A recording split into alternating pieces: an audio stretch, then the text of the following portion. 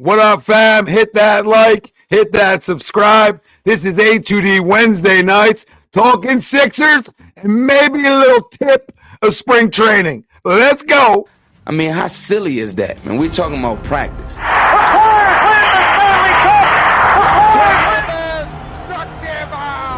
Philadelphia Eagles are Super Bowl champions. Eagles fans everywhere, this is for you. Let the celebration begin. Welcome in, everybody. This is A2D Wednesday Nights, only on A2D Radio. And every Wednesday, we are brought to you by Baggio's Bread, located in Mount Laurel, New Jersey. Home of the best stuffed breads, tomato pies, sandwiches, cutlets, meatballs. Mention A2D Radio. 10% off, baby. Go check them out. All right. As always, Greg Mohakovic, Chrome, and now PY, formerly known as Birds of a Feather, now on with us, A2D Wednesday Nights. We'll get PY's a little Japanese-ish tonight. We'll clean him up. I'm Tom Arnone. Everybody out there, welcome in. We got a lot to go over. Like I talked about when we came in, Phillies, pitchers and catchers reported. It's here. It's officially baseball season per se. We'll get into Sixers, Heat, give you a little post-game recap of what we watched tonight and our main topic at hand, Sixers season outlook. All right, and we'll talk about post-trade deadline and what we can look moving forward. We still have no update yet on Joel Embiid, so we'll give you our thoughts and opinions on that and how this Sixer team looks without him. And now a new addition with Kyle Lowry. How does that play in? So a lot to go over, Sixers, and your comments, your questions, and everything you guys have. Let us know. Ties into our poll question. Let's talk about it. The recent additions to the Philadelphia 76ers will keep them in a top 6 playoff spot. Do you agree? Disagree? Let us know. Facebook, YouTube, Twitter. That's where we're live. And everywhere you get your podcasts, we're there as well. So like, follow, subscribe, 5-star, do you boo-boo, and join the conversation tonight. This is so tough, right? We have only had a small sample. We haven't even seen Kyle Lowry play yet. We'll get a taste of him after the All-Star break, as reported today. No worries there. You know, I'm going to agree because I saw some things that I really do like early on without Joel Embiid, right? And the first and foremost, that one thing is really like the addition of Buddy Hield. Right? I mean, Buddy Hield, who was tied to this city for 45 years, it feels like, and he ain't been playing for that long. So I really do like the addition of Buddy Hield. That being said, you know, then you look at a guy, we already know we have a Maxey. We know we have a Tobias Maxey combo. And then you dive in a little deeper. Now you get Kyle Lowry. I like Cameron Payne. I've always thought he was a good, solid backup point guard in this league. And he's been a guy who's played in the NBA Finals. So I like him. Not crowning him. I just like him. Okay? Then, yeah, a guy like Lowry, we got a really good, deep backcourt. So I think it's competitive enough. Now, do you have enough big men to get it done? Are they good enough? Paul Reed stinks out loud. I don't care what anybody says. He's a glorified backup in this league, okay, and a dog on a hardwood floor. So, you know, at the end of the day, great G-Leaguer. But do we have enough size? It would be the argument for us not to stay in the top 6, right? Because you got to like what your wings are doing. Oubre, you're going to get Batum back. You're going to get Rocco back. You're going to get DeAnthony Melton back. Yes, I think this team's a top 6 team because of the way they started. Now, you tell me, are they a top 6, babe?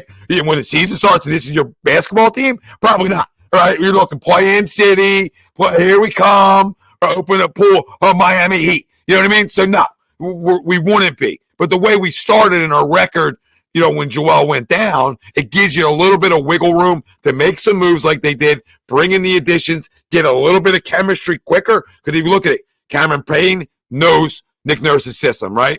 And also, when you talk about not only him, you talk about Kyle Lowry obviously knows his system too. So that when you add pieces like that, it makes it a little bit easier of a transition. But I'm excited. Now, I'm just really excited to get into the postseason and see what this roster, the way it looks with the big fella.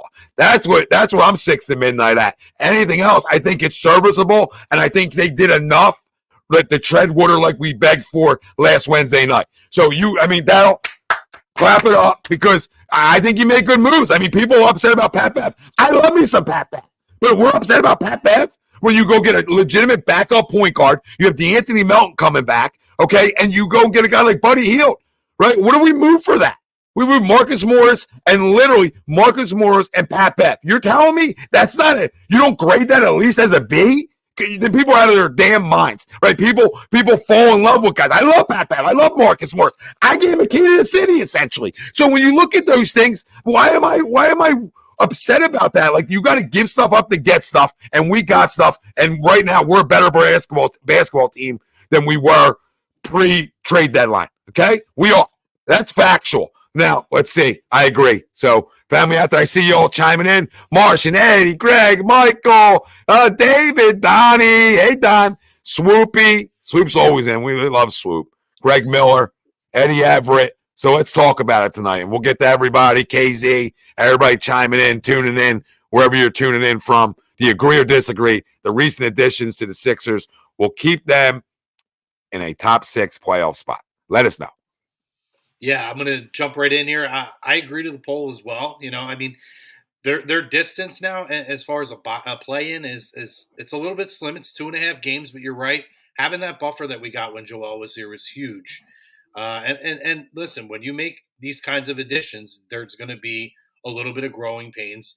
But a professional like Kyle Lowry, I think when he steps in again, I'm not expecting him to be the all-star level Kyle Lowry that he was. We were looking for a veteran with depth and playoff experience and big game experience to be able to calm the storm when our starters are out, when Tyrese Maxey is out. And honestly, I know that Luke talked about it last week. I don't really know that Tyrese is a natural point guard at this point anyway. So we're going to have a lot of opportunities and options here to configure the lineup. And we know Nick is really super creative when it comes to matching up the lineups and finding ways to create offensively with his players. Buddy Hield has been a great addition so far. Very happy with what we've got. You know, when they first made the deal, I kind of was like, I don't love it. I don't hate it. Kind of feels like the definition of mid. But he's come in, and guess what? He's been a guy who stretched the floor. He's been able to shoot really efficiently. I think he went 5 of 11 from downtown tonight. Had a really good game tonight. He's creating plays for other guys. Cameron Payne, I like him too. Not a great shooting night tonight. But overall, in his time here, we've seen him be able to drive the lane, get to the basket, create scoring opportunities. And to what you said, there's a lot of experience there with him as well. Kyle Lowry, we already know, what the resume says. And again, having the familiarity of working and winning a title with Nick Nurse and knowing that Nick knows how to run his offense, I think is a huge asset here. So, yes, I think this team can tread water. I think they'll get better as time goes. We need to get Tobias healthy as well right now. So once we get some of these guys who've kind of been in and out of the lineup, Batum being out, I think kind of hurts you a little bit because he's been your best depth guy. I think they'll be good to go. So, yeah, I'm confident that they could stay in the top 6 spot and stay out of the play-in. Martian, I did think he said mid. He did just drop some slang on us with a mid. Yep, crumb hot in the streets, as we see here. You know what I mean? Listen, I come Crumb here. is relevant. I don't know what that meant. I'm here to stand on business, guys. Stand on business. Wow. He doubled down. Greg, he just doubled down. PY, he just doubled down on it. You're totally not old, Chrome. I totally believe your age. Stop glazing yourself. Stand on business and disagree to this Start poll. this man at the door. Crum, as you mentioned, our lead now in that to stay out of the play-in is only 2.5 games. And the two teams, if you look behind us right now, are Indiana and Miami. And they're traditionally two teams that we struggle with. Tonight even exasperates that, right? We do struggle with those teams, even with a full healthy squad and Joel Embiid, right? You know what I mean? So I'm going to disagree. You're right. The moves are what they are. I do like Buddy Hield. Cameron Payne is what he is. I'm not a Kyle Lowry guy. I think he's washed. Pat Bev made me fall in love with him with his time here. So yes, I am one of those that doesn't get that move. But I guess I do understand it from a Nurse standpoint and from a Sixer standpoint. But I'm going to disagree, as I said. You're just like, what do you think people are walking around here saying, I love you to death? Like, you think people are walking around here getting on broad for Kyle Lowry, or you think it's just a conversation that it's better than the alternative? But is it? I think Pat Bev has more to offer than Kyle Lowry. I don't think Kyle Lowry can play anymore. No. You're counting him as the same guy. I don't know why you're counting him as the same guy still. How is he the same guy? No. On this team, they are. You just said you got Maxey at the point, and you're gonna have Cameron Payne, and you got DeAnthony Melton. So where's he jumping in? You're not bringing him off the street for $2.5 million to not jump in behind Maxey and/or start next to him. Honestly, if it's me, I'm probably moving Maxey to the 2, and I'm starting Lowry, and then I'm bringing Melton with Cameron Payne off the bench. God. Right. That's my point. That's not better. You don't think? No. I do. I think it puts, first of all, 3 years ago, yes. Having Melton come off of the bench, I think it gives you, another guy that can shoot. What did the Heat do this year with Lowry, right? I think that's what we got to look at. The Heat struggle with Lowry because he's not the same guy. And you're expecting him to play a large role. No, you're not. See, this is where Chrome's misguided. First off, the fact that you're listening to Chrome starting 5 and he just put Kyle Lowry in starting 5, he's out of his mind. So Nick Nurse, we can safely say, isn't out of his mind. We're talking about 12 to 15 minutes of energy guy. That's the same thing as Pat Bev. That's the same thing as Pat Bev.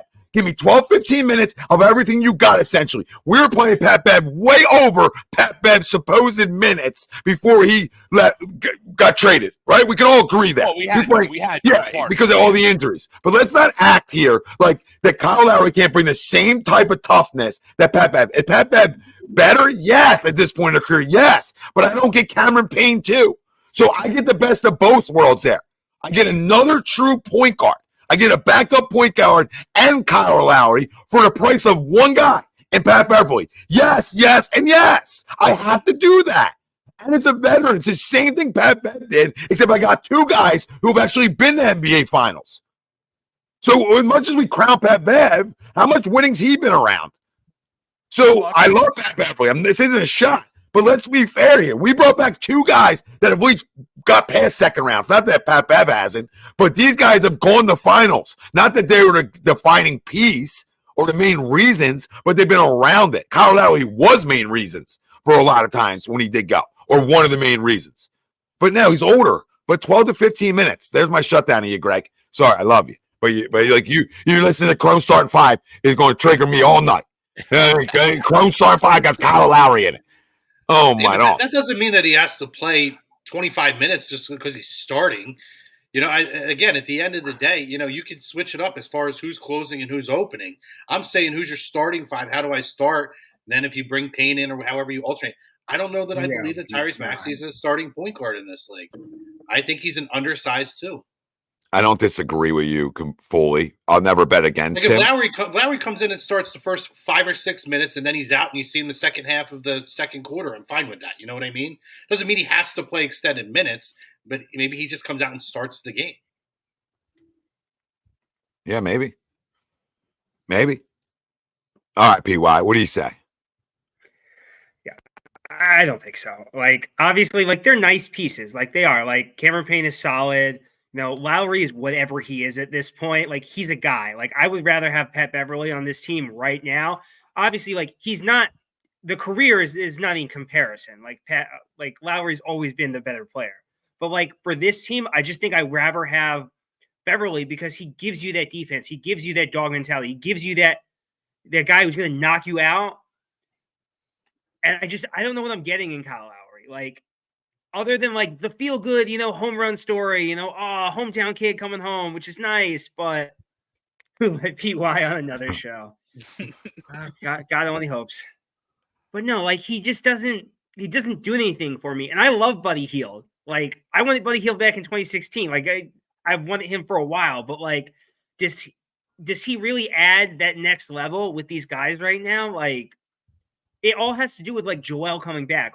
If Joel comes back, these could be really good pieces for a deep playoff run, depending on everyone else coming back healthy. If he doesn't, you're asking a bunch of basically at this point role players and Buddy Heild to try and right the ship. And I just don't know how comfortable I feel with that happening. Like, as of right now, they're a bunch of guys. Like, I don't expect Kyle Lowry to do anything for me. I expect Cameron Payne to be a solid player. Buddy Hield is going to do what Buddy Hield does. Play no defense whatsoever and shoot threes, which is great. But I don't think that's a recipe for long-term success or continued success to stay in the top 6 in the East. That's just me. Well, so I think like what Swoopy put over here, Ryan Swoop, where he says Lowry may bring offense, right? This team has a lot of defense as it is. They could give up a little bit of that defense, and Kyle Lowry could still shoot the ball. He could still hit the 3 ball. And when you bring a Buddy Hield in and Cameron Payne who can get to the basket and can facilitate a little bit, like we have to remember, right? If Joel comes back, whether we had all those guys we had before or we have these guys we have now, if he doesn't come back, we're not doing anything anyway. So this is your opportunity, first of all. And then secondly, this is your opportunity right now to you had to put a piece of a team together that can give you a shot if Joel comes back. Regardless, if he doesn't, it doesn't matter if it was the other guys or these guys. I think this iteration of the team, with these pieces, with Joel in the lineup and a healthy Tobias in the lineup and a healthy DeAnthony Melton in the lineup, a lot of ifs, that gives you your better chance to win than what you walked into this season with. And that's what they had to play for. That's what they had to build for. I love this city, right? I mean, PY and Greg are not like necessarily wrong in like what they're saying at all, right? Like it's good value, but it's good points. Like I love what Pat brings to the table. I love the toughness. I love those things, right? But at the end of the day, like this is a scoring league. Like we can talk about. We've done this. We've done this game before. We've done like, oh my God, like look at that. We got toughness. We got toughness here, right? And back second round, right? Like I don't need toughness. I need fits, and he's always a fit here, right? But maybe this move makes you just a little bit better. Like maybe you don't do all these moves, right? Like you're able at the deadline to literally go bring in the additions you brought in, right? Are big, and then you're able to go. Like not Cameron Payne is big, but Buddy Hield is, right? And Cameron Payne's like solid. That's my point. He's your typical backup point guard in the NBA, right? Like what you want. He doesn't turn the ball over, right?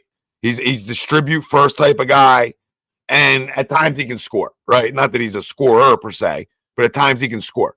But Kyle Lowry, like if you tell me he can't give you 10 minutes of toughness and more offensive threat, more of an offensive threat than a guy like Pat Bev. I mean, I think he still can. I think he can still give you 10 minutes of that in a playoff game. Now, we're talking about the wrong things. Like when we're talking about playoffs, when we're talking about that, like I don't care about those guys. Like I'm going to care right now about Joel Embiid because if he's healthy, he's going to make guys around him better anyway. So like it's all mute if he doesn't play, right? It's all mute in my opinion. But just getting it. Yeah, go ahead, Greg. What were you going to say? No, I was going to say it absolutely is, and you kind of hit on it too. Like, all of these moves, whether we particularly like them or not, doesn't matter if Joel isn't back, right? Because we've watched this team even over the last week, and yeah, growing pains aside, this team's bad without Joel, as they should be, right? You know what I mean? Like when your best player is out, most teams in this league are going to be worse for an extended period of time. You could get by for a couple games. You can get by for a week. You can get by for 2 weeks of treading water. But the large sample size when your team is missing your best player is that this team isn't very good. And we all agree with this. Like when you go out and you bring in a guy like Nick Nurse, guys, like you're asking him to always get more out of less or more out of what he has. That's why you go and make a move for a guy like that. That's the opposite of Doc Rivers. It's literally what they do in Miami, right? Year in, year out. Spoelstra does it in Miami, and Pat Riley do a great job of getting the most out of what they have. Developing players, Rico Hines, like the likes of those types of guys that this staff has. So like this is where it's his time now. This is where coming out of the All-Star break, it's the Nick Nurse time.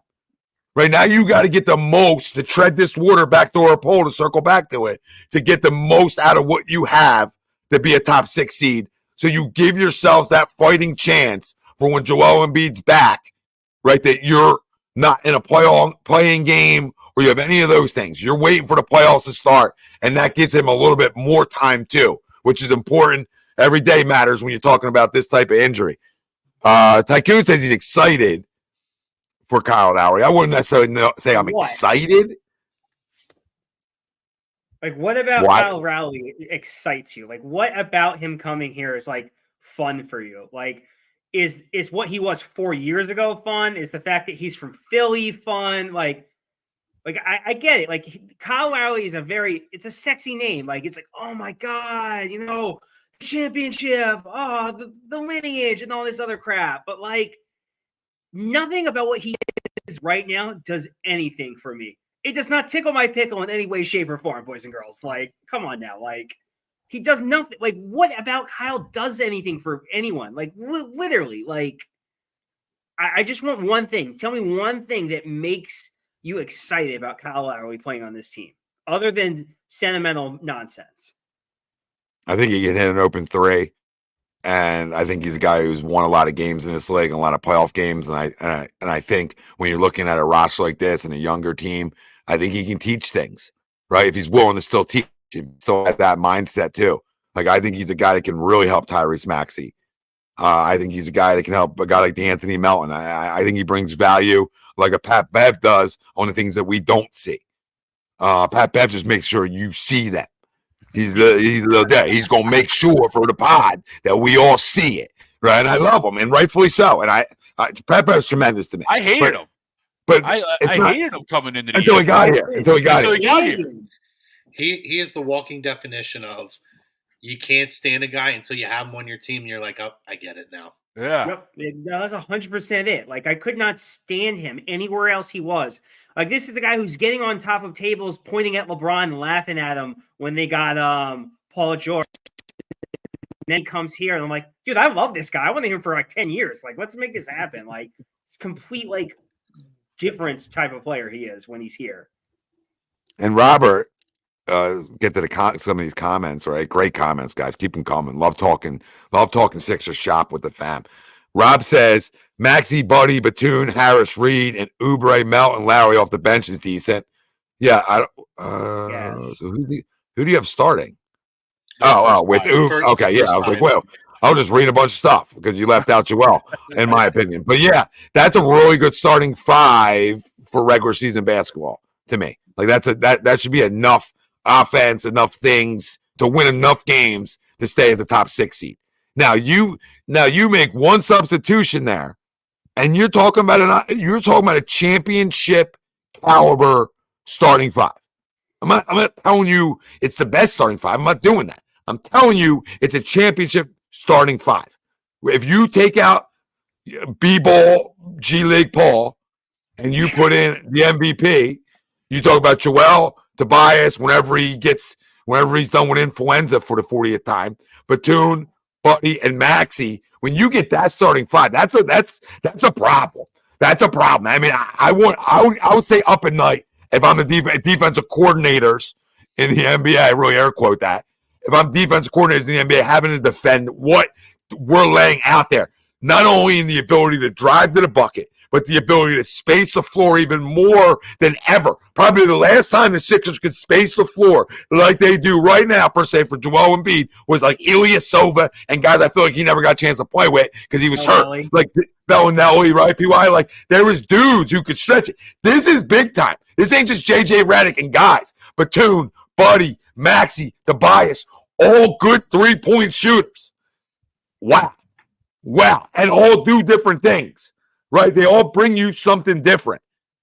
And when you have a bunch of guys that don't necessarily need the basketball to score too, right? They still need it to score, but you guys get where I'm going with that. I think that's great stuff. I think it's really great. Now, will we be robbed of that chance? Maybe. Right? Like, who knows with Joel, right? But what up, Derek? We see you, baby. Thanks for joining us. And Tommy, it's something you mentioned earlier, right? We talk about the NBA and how NBA is probably the least, at least in game and during the season, the least coaching centric sport of them all, right? You know what I mean? Like, the top players are going to play. They're not like the coaches are out there looking like they're doing something, but we know they're really not, right? This is where Nick Nurse is going to make his money. If he could get the most out of this current roster without Joel Embiid to tread water, to stay in that top 6, he will be worth whatever money that they're paying him. You're right. You're absolutely right. Eddie said he forgot about Kelly Oubre. I'm responding to him on Facebook right now, but me too for like 5 seconds. You know what I mean? When I was rattling it off. Now you could sub Batum now the for rest is Oubre. forget about him tonight. But I don't sub. I start Batum when he's healthy. When Nicholas Batum's healthy, he starts for me. I mean, that's a guy who just wins. I feel like another guy. Like we're forgetting guys because they're hurt, but like Melton's really good. Who would you rather have? With all due respect to Pat Bev, you would rather have D'Anthony Melton. You'd rather have Pat Bev over D'Anthony Melton at this point. Like I think people are just so misguided. Like, and I'm not crowning D'Anthony Melton. He brings you so much more. He's way more athletic. You're talking about really guarding wings in this league. You're talking about really being able to have the length to guard some wings in this league. Pat Bev doesn't have that length that Melton necessarily has. So like those things matter. You know, who would you rather have? Like, is he healthy? Well, I don't know what's going on, Greg. I'm not in the room. That's what I'm saying. Like, so literally right now at this fate, I'd take Pat because he can play. I mean, that makes sense. To your point, you are correct. Yes, Melton is a better overall player. Such an issue. Again, what is the issue? What is his? I am an issue. But what is his history? Update, right? Or injury update. Like, is he going to be back, or is it like Joel, where we're all just kind of hoping the guy's back, right? It's like the CIA, Greg. We ain't getting that info yet. Yeah. So I mean, it's a wait and see. He'll be back, dude. Like, this isn't ACL. This isn't crazy. It's not crazy like that. Anybody who's done any homework on it knows it's like a 4 to 6 weeker. Like, so I don't know what to tell anybody. Like he's been out already 4 to 6 weeks. I know. It feels like he's been out. Yeah. Greg, and that's the thing, Greg Miller, Joel Embiid. If he could only stay healthy, but what a stud basketball player. I mean, probably arguably one of the best I've ever seen. That 70-point game feels like it was so long ago at this point. 70-point game is what ended up doing it. Stevie Puccinella, he said they're a team. Who's taking the lead? Well, I mean, that's got to be Tyrese Maxey. Would have to be your leader. And you got Tobias. You got Buddy Heild. I mean, I think now more than ever, I think that pressure by the Buddy Heild trade, I want to get your guys' thoughts on this. Like, that trade now takes a lot of pressure off of Tyrese Maxey.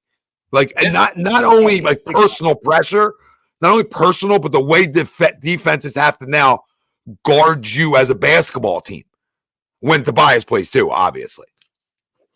What's your guys' thoughts, family? What do you guys' thoughts on Buddy Heild? Your first glimpse at him finally in a Sixers uniform after our 48 years of reports and rumors and the good times.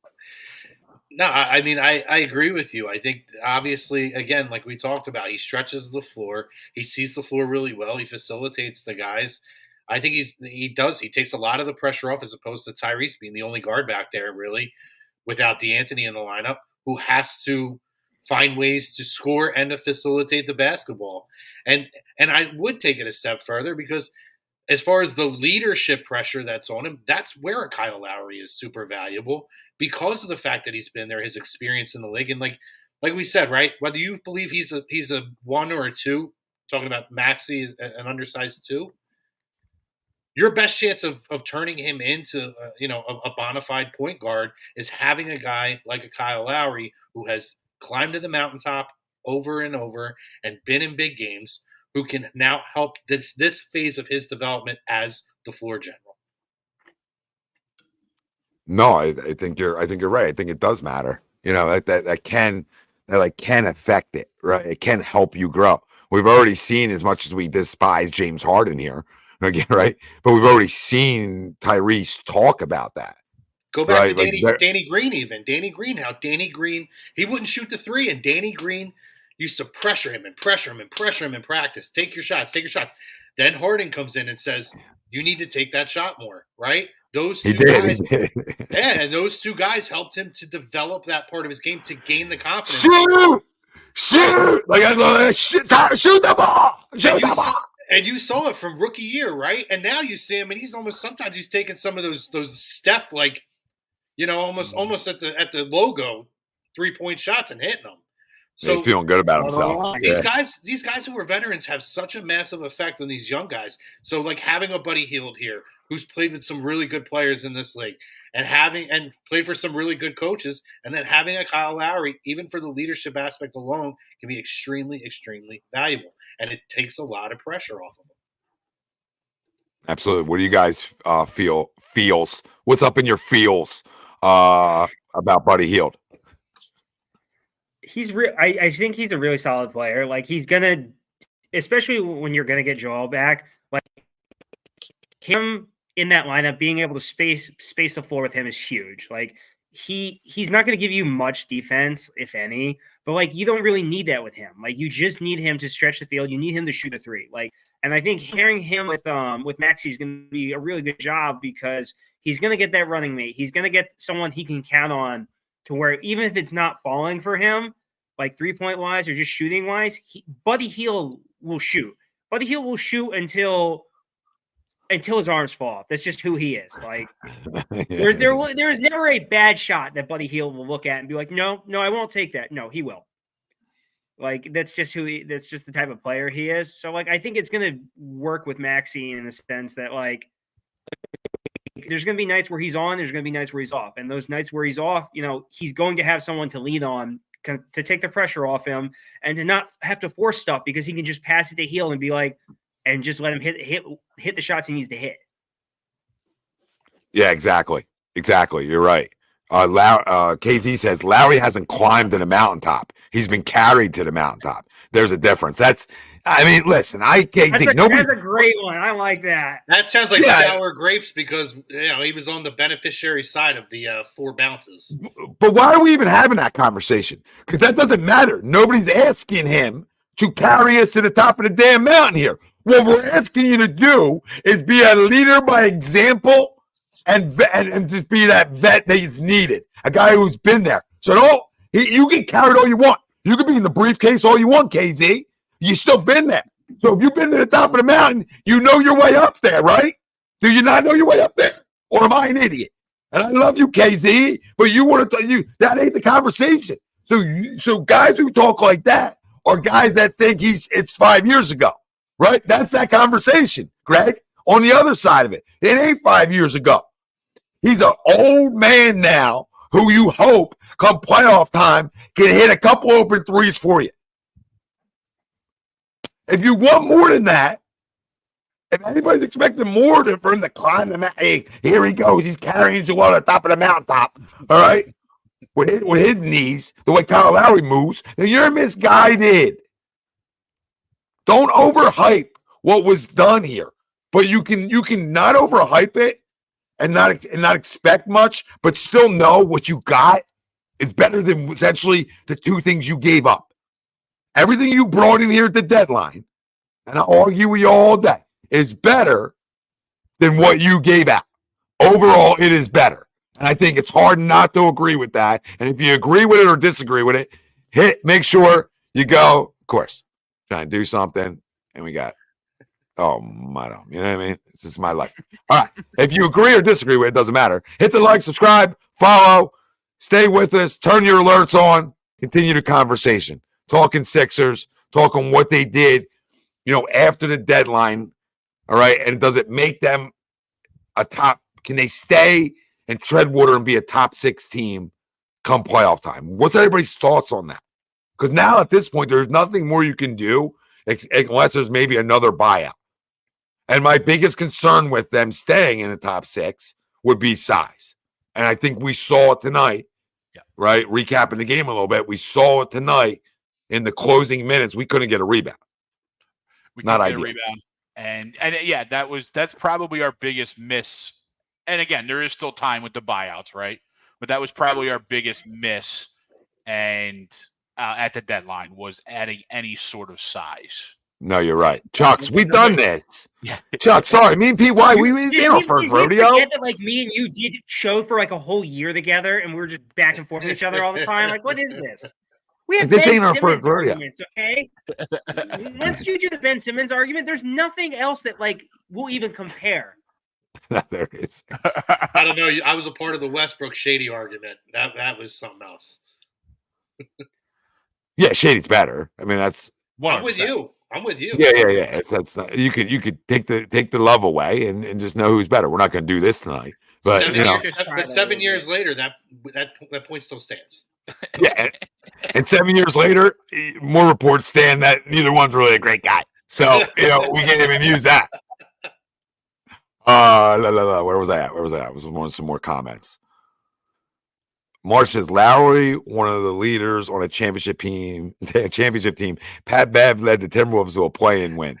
Please let that sink in. Right? I love Pat Bev, but he's not. You getting out of a second round is not going to be because of Pat Beverly. I got to continue to enlighten people. Like, how you get out of the second round is one, your star is healthy. Like, is the only way we're ever getting out of a second round. Simple. Well, if he's elite, Greg, in a second round series, if he's elite, we win. That's not, I don't care who we play. If Joel Embiid's on his game and can put 40 up on you, we win. Because all the defensive talk is a mute point when you have arguably the best rim protector in the world. When the things he can do at 7 foot defensively changes your defense right there. Changed. Hey, we're middle of the pack. Now you're top 5. Like that's the impact. No question. So Pat Bev's cute. I love Pat Bev. But to tell me that the way I get Buddy is I got to do certain things where it's Marcus, and then I got to trade Pat Bev because I got to upgrade my guard position a little bit more, and I got to get like a 2-for-1 in this. That's all they did, right? They traded literally 2 guards, if you count Jaden Springer, right? 2 guards, and they got back Heild, right? Lowry, Payne. So they got back 2 for the price. They gave up 2, they got back 3. They really gave up 1 and got back 3. So that value alone is a win. Because how do you win in this league too? You need good guard play. You need guys who can hit open shots. Listen, hypothetical guns to heads. You got right wide open 3 for the win. You want Lowry or you want Pat Bev? I'll take Pat Bev because I haven't seen Lowry hit a shot this year. Oh my god! And that's what we're talking. We're talking this year. Would you say, Pete? If Lowry was hitting so many like clutch shots for the Heat, why is he here? I don't know. I'm just telling you guys. Yes, you do. You know exactly why he's here, Tom. Come on, let's not lie. Like, there's no reason why there was a buyout. There was a buyout market for him because, like, he couldn't play in Miami, and he's home, and it's the warm and fuzzies, and his connections to Nick Nurse and all that fun stuff, which is fine. I'm cool with the leadership. I'm cool with the connection to Nick Nurse. I'm cool with him teaching Tyrese Maxey.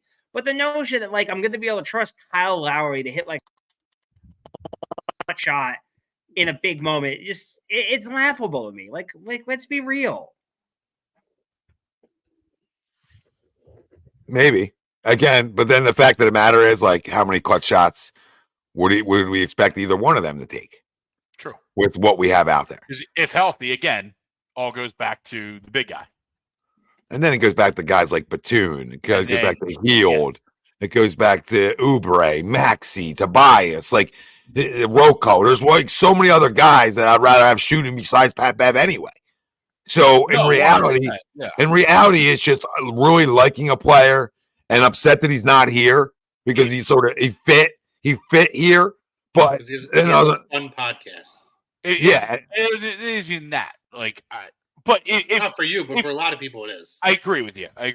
If Kyle Lowry is truly just a 10 to 15 minute guy, you're right. We could do worse.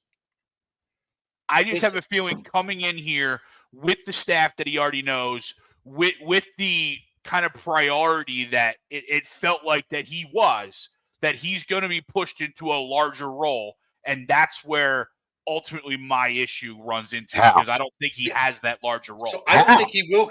Where's the larger role? Where's the time? You said you had him starting 30 minutes ago. Who? Chrome did. That's no. Oh, yeah. It doesn't 30 matter if he minutes ago. starts the first 5 minutes and then he doesn't play until the last 4 or 5 minutes of the second half. He's He's not listen, Zaza he was Pachulia. playing 28 minutes on a team that needed him to play a bigger role. I think that Miami's underachieved again this year, right? For the talent they have, they needed him to play a bigger role. I don't disagree. Right? They put him in a position. Jimmy was on the block, but they put him in a position that he is not going to flourish in. Coming here, there's a lot more depth. There's a lot more as far as scoring and everything else, to where he doesn't have to play 28 minutes on this team. I hope so. So if they're running him out there for, I'm going to give him more than 15. If he's going, let's say 15 to 18 minutes a night, right? That's a huge cut down from the wear and tear that he's already been taking with Miami for the rest of the year. You can serve him a little bit more, and you can get a little bit more out of him, and he has more offensive firepower on this team as far as being a facilitator. Also, he's going to have less of a focus on him to find his opportunities to score because there's a lot of offensive weapons on this team. It's not just Bam, Jimmy, and Hero. There's a lot of guys on this team that can score the basketball. It's a way better situation for a guy his age to play a little bit less minutes because he won't be relied on and to have a little bit more of an impact. Doesn't mean he has to be this huge impact player. Buddy Hield is the guy that we're looking at that's going to have the biggest impact as far as the deadline. It doesn't mean he can't have a semi-significant impact on this team that is a better fit for this point of his career. I hope you're right. I don't get the feeling that the organization is going to do the same thing. And it's going to feel that same way. It's a fair criticism. I get it. That's where my thoughts are, right? You know what I mean? Like I said, with the relationships and everything, that's just where it is, right? That's where I'm thinking he comes in and plays a lot bigger role than where he should be at this time. And that's where the waiting game comes, right? This is a conversation I'm sure in a month we're going to revisit, maybe not even 3 weeks from now, and say, you might be saying, hey, you were right, or we might be being like, you know what?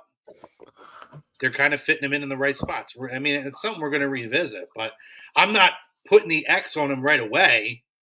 We all revisit. Put a uniform on, you know what I mean? It's crazy to me. These people who were, KZ who's out, and thank you guys again for the comments. Phenomenal comments. Love the engagement. KZ over here is saying that he's been dragged up the mountain. Dude was a leader on that team. Martian chimed in the same thing. He's been a leader. Just because you're pissed off because he was the beneficiary and we weren't of the quadruple doinks off the freaking rim. Let's not discredit what the guy's done in his career. He's a 6-time All-Star. He's played for good teams in a lot of playoff games. And he played for a pretty big college program too. So he knows what playing in big games is like. Oh, for sure. Listen, anybody that's doubting that, I just think isn't really, hasn't paid attention. But we're caught up in the wrong things. Yeah, we're just caught up in the wrong things again as a city. Like, this is typical of us. To love Pat Bev, who I love Pat Bev too, and he has listen, he is a Tasmanian devil when it comes to the defensive side of the ball. But offensively, I found him to be a huge liability more often than not because I felt like he was forcing more shots than he needed to take, and maybe it was because of some of the situations that we were in. But Kyle, you could afford to give up a little bit of that defense to get a couple of guys who are going to should bring you more offense. That's what this team needs, is more offense coming out of the starting lineup when Joel is in the lineup. We just complain too much. Nah, can I stop this? We just complain too much. Like, I don't know what people wanted. Like, what do you guys want? What do you want? What do you want? Because you can't have all these things. Goodness gracious. No, we don't pay attention. We sat here. You're right, Crow. We sat here and we just had a conversation for 34 minutes of this conversation. When I love both of you two down there and everybody in the comments, I love y'all. All right. And somehow love Greg. Okay. MPY.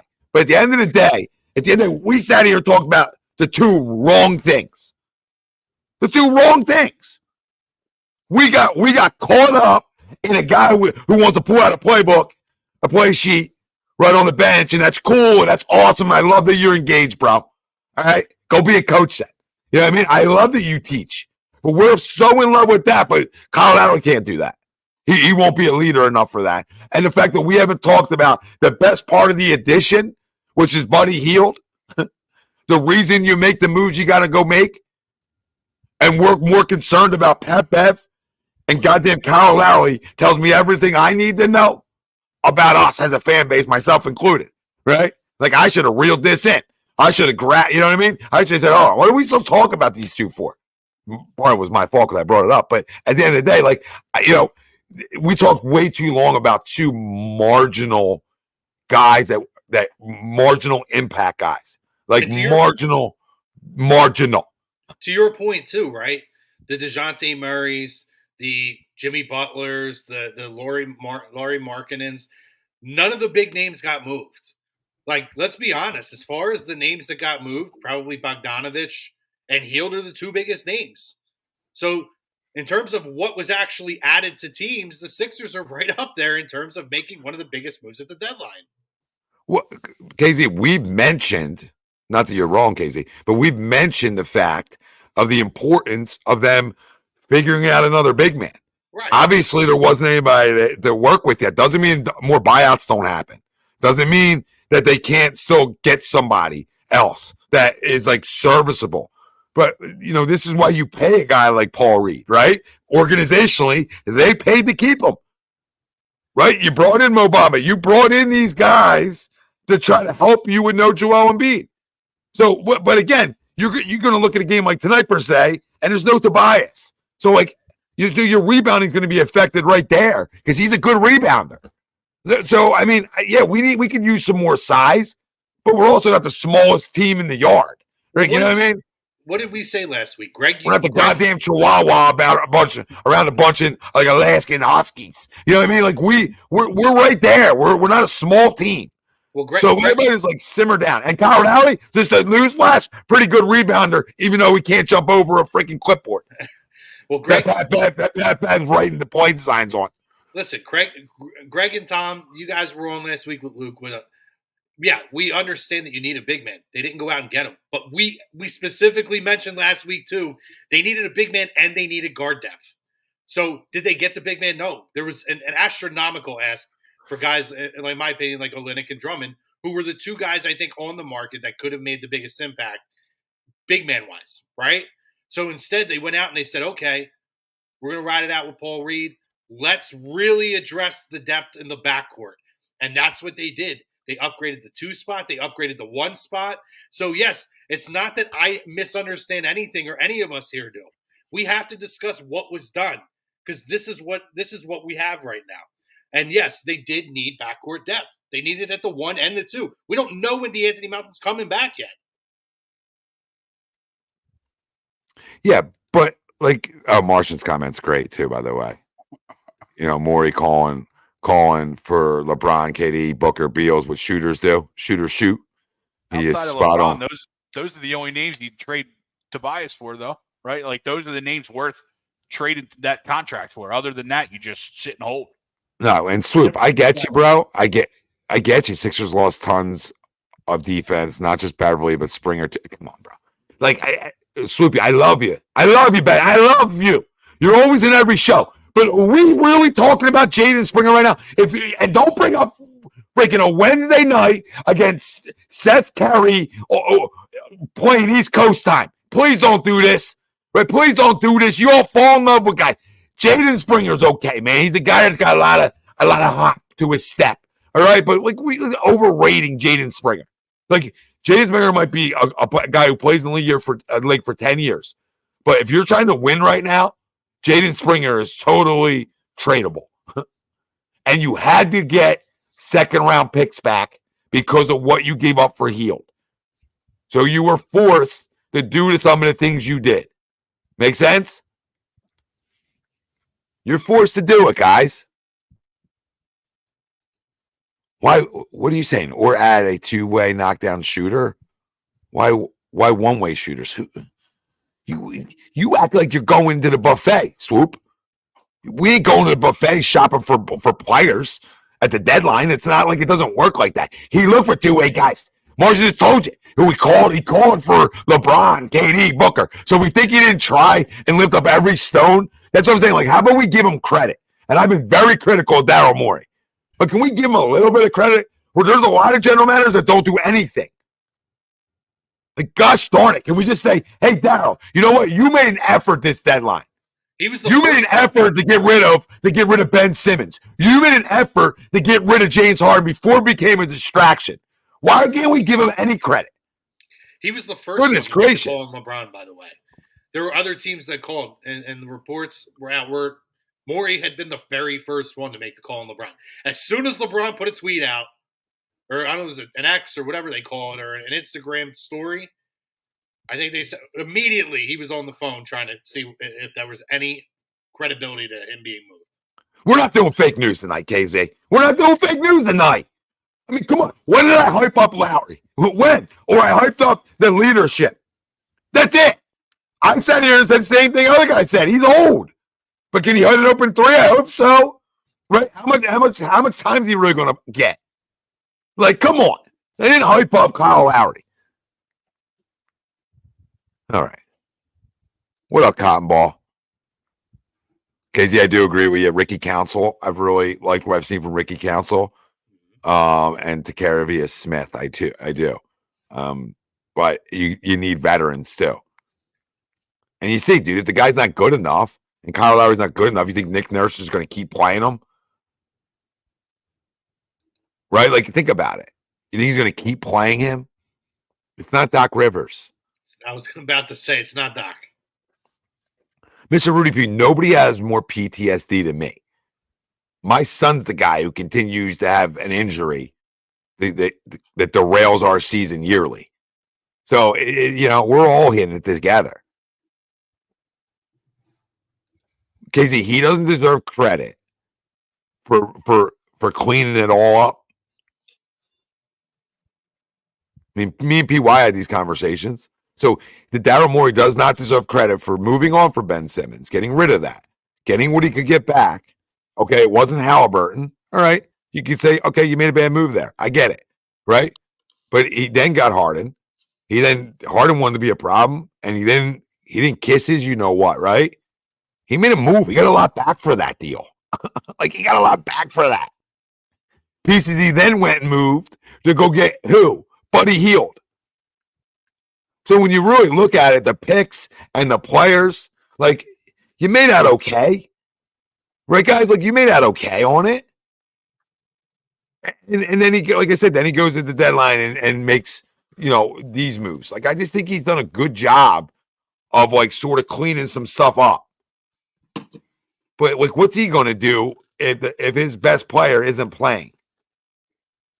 He don't play, man. And I hate suit and ties.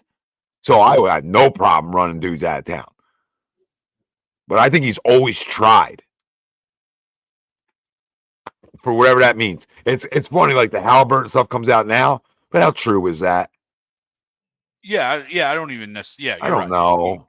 Who knows what was truth there? Yeah, I mean, I'm not going to sit here and praise him. I don't think he did a terrible job. But there's definitely questions about what went down. Like, you didn't need to move all that to sign Lowry. He was a free agent, right? You didn't need to. You could have gotten Buddy just on Buddy. You know what I mean? Like, and then you'd been fine, right? What do you mean? What do you mean? You didn't need to make all those moves to sign Lowry. He was out there. Who said you had to make all those moves to sign Lowry? You said it earlier. You said all those dominoes had to fall in to get Lowry. No, I didn't. That's not what he said. Because he also talked about how they had to replenish the second round picks that they gave up to get. That's what I said. They were trying to position themselves basically to have no commitments beyond this year, similar to what they had going into the deadline. For what? To upgrade what they had, as well as any picks they gave up. So that's where the Jaden Springer deal came in. They replenished those second round picks. So it wasn't just about getting Kyle Lowry. Yes, I meant everything was set up. Everything was set up to get a guy like Buddy Heild. I said. I said that I think what they tried to do is, knowing they were going to have to move Pat Bev, was that, okay, we'll move Pat Bev because we know we can get a guy like Lowry in the buyout market, and we can get Cameron Payne back, and we sort of get an extra guy for whatever, right? So that's how I felt like they sort of looked at that. But no, I don't think they did anything for Kyle. Like, I don't think, nothing was set up for Kyle Lowry. Everything was set up for Joel Embiid and to not have restrictions. There wasn't a better, like, honestly, the fit what Joel does, there wasn't a better fit than Buddy Hield. I don't disagree. So I that's what I'm giving here right now. Well, I understand that, but I'm giving Daryl his credit for going in, though, for getting what he could get, for picking up the phone. You act like I'm giving him credit because every move's been great. I'm giving him credit for trying. And I know, that's what you're supposed to do. But every year he's making adjustments. Every year he's like, I can't believe I'm defending this guy. But every year he's like trying to help us win. And then it becomes on Joel to be healthy so we can win. Mr. Rudy Poo, Tom, these dudes don't realize that Morey is trying to get a contender, but also keeping his eye on the future. No, I mean, he's doing both. But, I mean, that's a guy that when you trade for Buddy Hield, I don't know if you guys felt different, but I felt immediately that they felt Joel Embiid was going to be ready. I don't think you make a move not thinking that with a guy like that, right? Exactly. Yeah. I don't think you give up your biggest trade chip in the $18 million that's Marcus Morris to then not think he's going to be back. But even that, we just go back to the same story and same song and dance with Joel. Even if he comes back, there's obviously no guarantee that he's going to stay back. We know his history, right? You know what I mean? We're right. Look, Mr. Rupi, we're all right here, right? I mean, yeah, I get that we have no commitments the next year, but how does that keep our window open? I know we're not talking about next year, but I'm saying, like, right now in the moment, if he's doing things to make this team better while also thinking down the line, well, then what do we gain but down the line? Well, a bunch of free agent, a bunch of money for a weak free agent class? Yeah, but I also think that there's ways that they could still finagle that. They could do sign-in trades. There's going to be other opportunities here. So I agree the free agent class is not great, but there's other ways they can allocate that money with other than just signing guys. You know, they could sign Tobias in a sign-in trade and move him elsewhere for another guy. You know, there's a lot of ways they can work this. Yeah, It is very Philadelphia, though, to have this much cap space at the worst possible free agent class. And zero commitments for nothing. Well, again, you'll keep that cap space if you don't spend it. Well, they're going to spend it. There's no way they're not going to do it. I mean, like, I don't know. I don't think Daryl Morey is going to be able to keep his hand off the trigger. Well, I don't know that they're going to like max it out next year, PY. But I mean, yeah, you're right. They're gonna allocate probably a good portion of those funds next year. I mean, we had Maxey similar to this a few years ago, and they were like, "Oh, let's trade for Jimmy Butler. Let's trade for Tobias Harris. Oh, that's not working. Let's try anything else." Well, so I think the one position this puts them in too, though, right? The free agent, and I know people aren't going to want to necessarily hear this, but if the Buddy Hield thing does work, right, and he really is this good of a mix, it does put them in a position to re-sign him for next year. Yep. Especially if he enjoys playing here and playing with Joel. And we talked about it last week, but I'll talk about it again. Puts him in a position to bring Tobias at a much lower number. Yeah, but it's all to max out, and obviously to pay Maxey as well. Well, it's all four of those guys, right? Like I look at it as like it's there's not four. I mean, if you want to count Joel, but I look at it as like they'll probably bring back Buddy Hield. That's a guy they're probably going to want to keep, right? So if they don't have Tobias, then they got Buddy and Maxey with Joel. But I think their goal is to keep all four of those guys. So when you talk about spending the money, I think they'll spend it. And I think and we could say, oh, it's a bad free agent class, but we're keeping our own. Like we're trying to build some chemistry here. And I think they feel like they can win that way if they go stretched without Joel, because then I think they're going to find ways to upgrade their big men in ways. So that's why I feel like they feel like they can still win and then not have to like overplay Joel Embiid. This goes back to that conversation of 25-minute nights, 25-minute runs, right? You don't got to go play 35 tonight against the Charlotte Hornets, babe. We got this. So it's just taking it easy on him throughout the year. He's a point-a-minute guy, so you're going to get the production. You're going to get it. So I think this is where they're going. I think that's where they're going. But let's stay this year, right? And they're in. If Joel Embiid comes back, which we all hope he will, they're in great shape. Does anybody think they're not in great shape? Greg, PY, Chrome, the chat. Who doesn't? Who doesn't think that they're not in like good shape right now? If Joel comes back, I think they're fine. That's what I meant. Yeah, and that's going to be the biggest if he comes back. Because if he's not, I think they're in trouble. I think they're up shit's creek at this point. Like if he doesn't come back and it lingers, or he has a setback or things like that, like you're not in good place. Like things are not trending in the way you want them to. No, you're right. You're right. Then that's where now you're just not good enough this year. Now we'll talk about this because we'll have plenty of weeks together, boys. Like what we do if he isn't healthy down the road, right? We'll have plenty of time to do that talk. I don't want to do that tonight. That's stressful, right? We did it last Wednesday or whatever, and it was fun, exciting. I don't want to talk about that again. I want to believe in this guy. Again, I'll speak for all of us. I've never seen a player this good. That size that can do the things he does.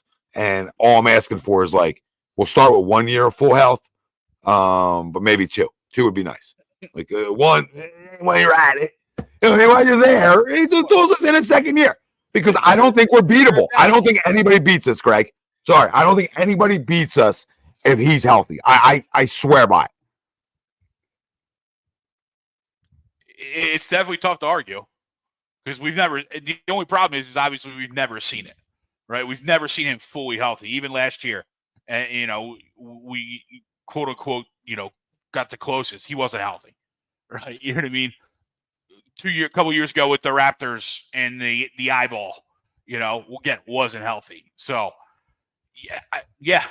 And in the East, I don't see anyone currently right now that's such a juggernaut that you're worried about, that you're scared over. Coming down the line in a 7-game series. There's two things I haven't seen. Joel Embiid healthy for a full season and a Sasquatch. The chances of me seeing Sasquatch might be higher.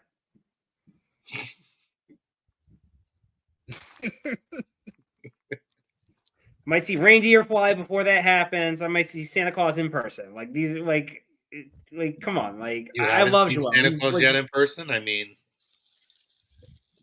you saw him a couple weeks ago or a month ago. You trading him, Pete? Pete, that's the question I'll ask you right now since we're doing this. You trading him? Am I trading him? No. Okay. Please, let's not. No, I have no desire to trade No, him. no. I know. Chrome, back up. All right, I'm gonna tell you to back up. Back up. I know PY. So you think I'm gonna go into this question thinking he's gonna say yes to that, and we're gonna do all this tonight? Or do you think that I knew he was going to say yes to it? And sorry, I was looking for my fruit chews. You know what I mean? You guys ever get fruit chews? Fruit chews are so delicious, and I can't find them. And I'm so mad. But whatever. So you think I didn't know where that was going? What up, Slag? What up, Slag? I didn't even see you in there, baby. Comment again. Where you at? I didn't see your comment. I must have missed it. I apologize. He's looking for his fruit chews. Swoop says, not just the shows, but you're changing it all up, a different look for all you guys loving it. No, we appreciate it. We appreciate it, man. We appreciate it, Swoop. Appreciate it on all levels. Hopefully you like the content. Trying to deliver you the good stuff. You know what I mean? Doing my best. Miss Rudy, man, I'm trading. All right, we're not doing it. Oh my God, please. Yeah, because the future is looking so bright once we trade Joel Embiid. Like bottom feeder, nobody cares. Like not finding a star for another 15 years. Can't wait. Sounds super exciting. 76ers basketball. We love mediocrity. Future's so bright without Joel. He's always injured. Nothing was fun like trying to hype up Thad Young and Andre Iguodala and like guys like that. Like, are we serious? You didn't have fun during those years? You weren't a fan of the Eddie Jordan era in Philadelphia? Oh God. I mean, this organization's been a downright joke. All right, a mediocrity and actually a dumpster fire for years on end. Okay, for years on end.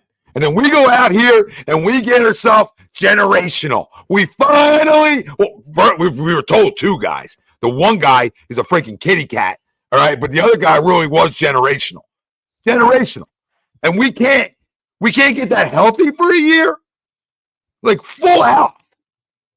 Full health. What do we do wrong? Is it the curse of AI? We get one guy who wants to talk about practice and never show up to stuff and then drop 50. Right? Out the casinos all night. And then the next superstar we get just can't stay on the court. What do we do to deserve it? I don't know. Come on. Somebody off, though. So I agree. Like I'm not in the business of dealing them. You know, talk to me again. Talk to me in the off season. Talk to me if he's not healthy. Talk to me if he comes back and gets hurt again. Right? Like whatever the case may be. Talk to me again down the road. Siri, shut up. All right, nobody was talking to you.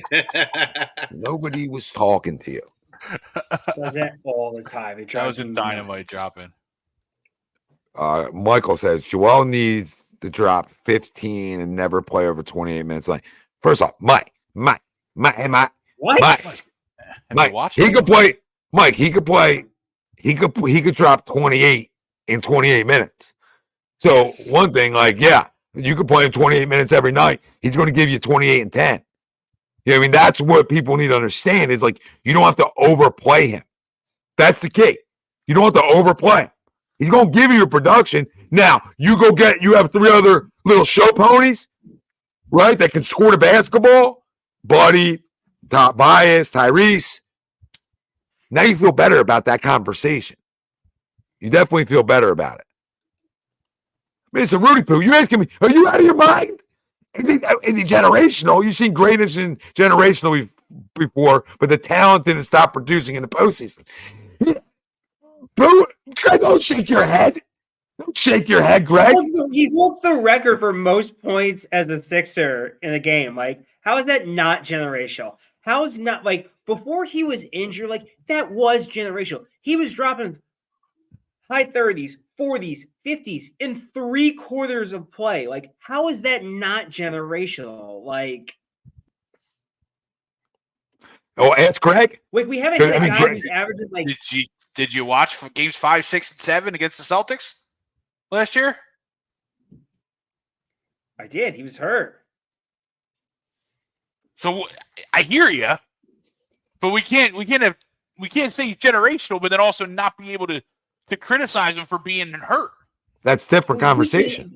But I think that's two separate discussions. You can criticize him for being hurt like that. Like, he is an unhealthy player. That's just who he is. But that doesn't take away from his generational talent. Like, he is that type of player. But it is the same because your availability is just as good as your ability. No, not in this conversation. In this conversation, we're talking, hear me, right? In this conversation, we're talking pure ability. That makes you generational. The other part needs to get cleaned up to make you one of the greats. There's a difference here. We're talking about just like watching you and your things that you can do on a basketball court when you're healthy is the definition of generational. Because not everybody can do that. Now, can you stay healthy is what makes you like go in the record books, be ultra special. That's my view of it. When it comes to that, obviously different than your guys and whatever, but well, he was never not able to play in back-to-back games. They sort of just, what are we doing here? I mean, what are we doing? What did we come into? I mean, the guy, you watch him play, Greg? You actually coach basketball, and you're gonna sit around and tell me that ain't generational? No, he's fun. He's amazing. Okay, all right. You just count the two together. All right, I see where you're. All right. No, he's spectacular, and everything that we've said about him is absolutely true. Your legacy is defined by your health and wins, 100%. not your talent level. Look at a guy like Yao Ming, right, back in the day.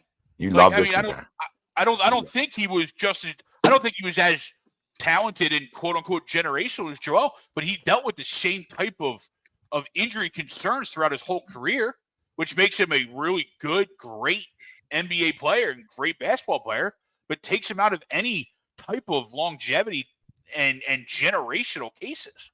Well, I think the thing that we have to remember when it comes to big men, right? Hold on, guys. I'll be right back. 2 seconds. Bodies break down a lot faster than most people, right? So, when you build your organization around a big man, right? And we haven't had that maybe until now, that number 2 guy to kind of go up with him, right? Shaq had Kobe, Shaq had Penny. A lot of these guys, even with Robin, there was Robinson and Duncan for a while. Then Robinson had, Manu Ginobili, and he had Tony Parker. We did. But my point I'm making, right? When your cornerstone is a big man, that's the risk you run.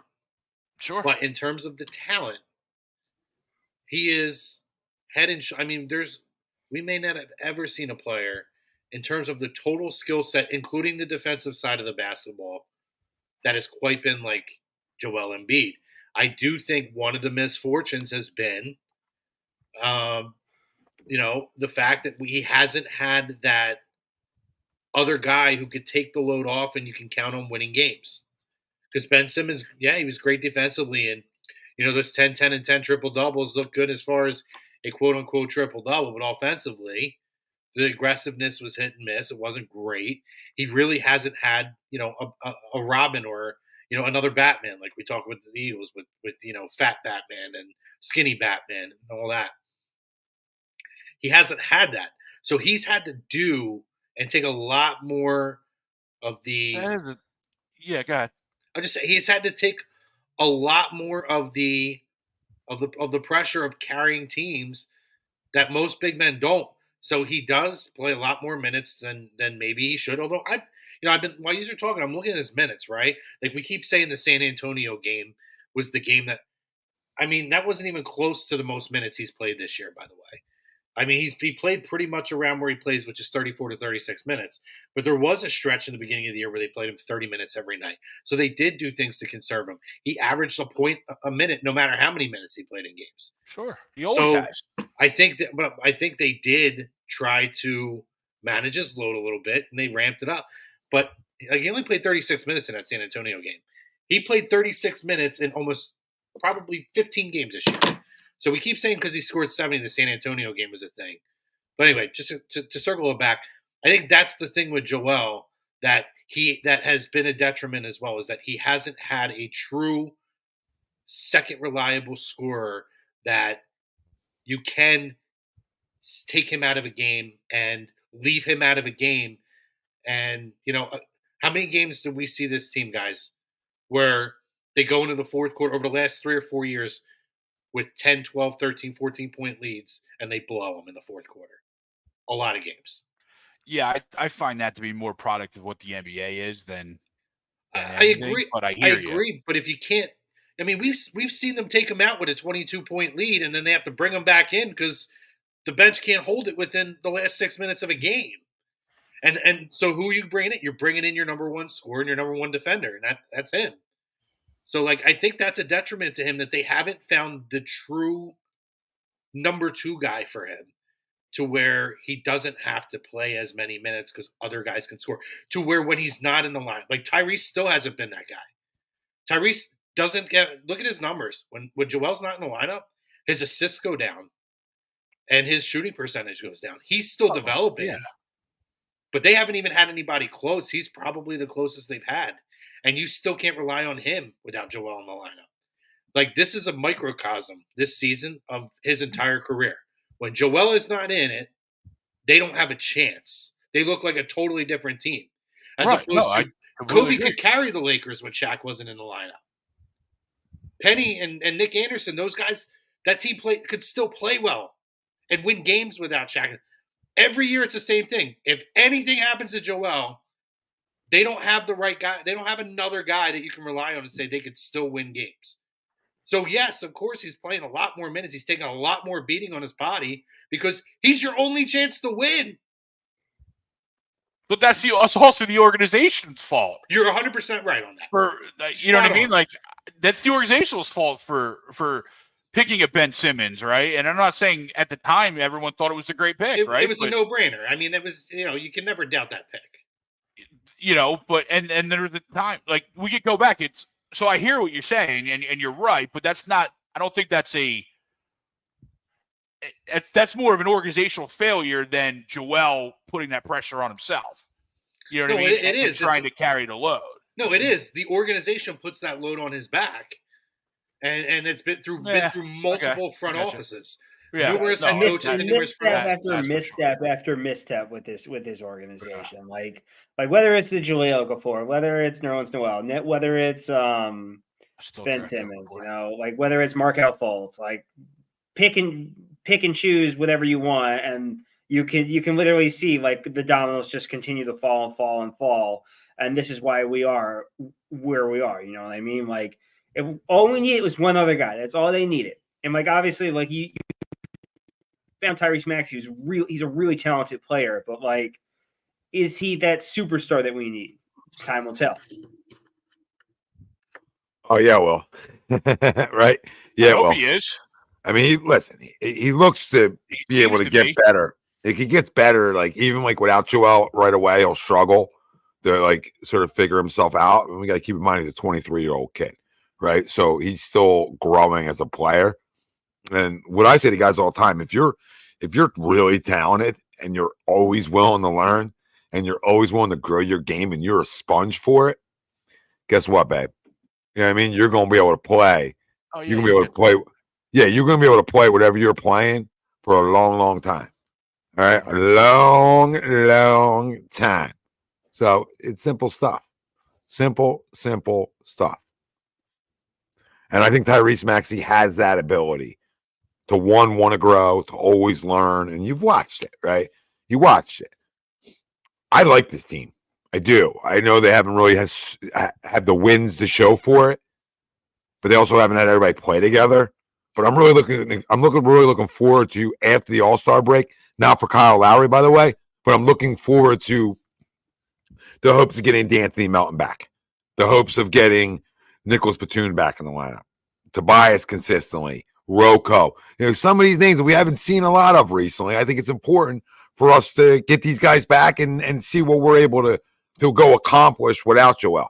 And I think it's a pretty deep team to be able to win some games. Maybe you shouldn't, which again circles back to the poll of being a top 6. Now, if anybody else in the chat has any more Sixers conversation, let us know. We're probably going to spend the last 12, 13 minutes here talking some early Phillies. Before we transition, though, real quick, Tommy. Yeah, go ahead, Greg. We better figure something out over the All-Star break, because did you see that schedule coming out? No, I don't look at NBA. I don't look at NBA schedules. Why? Is it a gauntlet? Home New York, home Cleveland, home Milwaukee, at Boston, and then home Charlotte, at Dallas, at Brooklyn, and then home for Memphis and New Orleans. Just the next fun. Yeah, that's a pretty tough stretch coming out. So hopefully we get these guys healthy, right? You know what I mean? Like, to your point, right? Hopefully we get these guys healthy. Hopefully we get these guys acclimated and ready to go, because we might be in a play-it game real quick. So at the end of the day, we're gonna find out in 2 weeks how good we are. Sure. All right. Good. Listen, I'd rather find out now than later, I guess. It's just true. Find out now than later. It's just true. There ain't nothing to rant about the Niners. Let's save them the crumb of the week on Sunday. Martian, those losers. Kyle Shanahan. Where's Chuck's at? Where's Chuck's at with your boy? I told you for years. Oh, you're a great designer. We design. Good. I know great interior designers too. All right? He's a loser in big games. Some guys just are. I don't know what happens. There's no rhyme or reason. Some guys just wake up, right? And they get real small in big ones. That's all. I don't know. There's no other reason for it. And he's surrounded with a bunch of talkers that can't win either. So that's all that San Fran is. It's a bunch of talkers, some good rice I hear, all right, and that's it. What's San Fran good for? What's it like? Bank? What's the rice? Book, I'll tell you that much. What's the rice company out there? I feel like there's a rice company located right in San Francisco. Why am I drawing a blank here? A big one, like everybody would know. And I felt good about that, and then I lost it in my rant. I lost it, but I'll circle back. He's a loser. Debo's a loser. All right, there's two guys who Kyle don't talk a lot. Rice-A-Roni, the San Francisco treat. Don't think I don't forget. I did, but don't think deep down I didn't remember. Unbelievable. All right, you losers. Okay, Joe Montana, Jerry Rice. Be thankful. Be thankful. And Brock Purdy is exactly what. Listen, this is what happens when you see greatness. So I don't want to hear, oh, they lost to the Chiefs twice. Okay, if you're great, you can slay the dragon like we did against Tom Brady. If you're great, if you had a great team, they're going to do that. And I love it, right? Steve Wilkes did such a bad job this year. Yeah, you're the scapegoat. You loser, Kyle. You loser. There's my rant, Martian. Now we got 10 minutes for Phillies because of you. Thanks, Martian. No. All right, Martian. I'm glad we take Steve Wilkes on this team. Well, listen, jump. Ditto. Hey, Vic. Sorry, Vic. We're gonna make a change again. And real quick, Crumb, before you say it, I want everybody to know this is your 4 for 4 Philly home. A2D Wednesday nights. So when it's Eagles season, you know what we're going to be talking about, right? When draft time, we'll talk about it. If it's coming up, we'll have a lot of Phillies conversations. Flyers, we plan to talk about them. We dabble, but we also got a show every Tuesday that talks about them. So we don't want to overstep there either. Yeah, we dabble a little bit with Flyers, but I did see a little while ago while we were on the air a report an hour ago from Matt Gelb of the Athletic that the Phillies have begun discussions with Zach Wheeler's representation on an extension. There you go. So nothing imminent, but hey, get it done. I don't give a shit. Why? What do I care about that for right now? What do I care about that? First off, why the hell is that even a conversation right now? I love these Matt Gelb. Matt Gelb, you got your job because of daddy. You want to do this? You want to do this? We're going to do this tonight. You know what I mean? Is that Matt Gelb? Yeah, I think it is. So, with all due respect, but are we doing this? Why are we even talking about that? I know. Conversation in the presser today. I know. He's got a year on his deal, correct? Yeah, it's his last year. Yeah. I get it. We'll get it done. I don't know why it's such a presser. They just got to press. All these dryer sheets got to press. Yeah, he's on here. Like Dave doesn't know, right? David, nobody knows. Right over and down Phillies, been Clearwater. Right? Nobody has a freaking clue. Nobody knows this is last year. I thought, what are you guys going to do? Oh, you know what? We're actually not going to sign him, Matt. Is that what you like to know? Hey, Matt, we're not signing him. Was that the answer you wanted? These guys and their questions, what do you think? What do you think the answer you're going to get is? Either nothing, or you're never going to get the, you know what? We're just not seeing eye to eye. Maybe from the player, but you sure as hell ain't going to get that from the organization. It's just, I don't know. I can't with it anymore. Whatever. I like Matt Gelb, whatever you say his name, but come on. But yeah, no, it was funny because that was a topic of conversation for the press conference today, and Rob shut it down real early.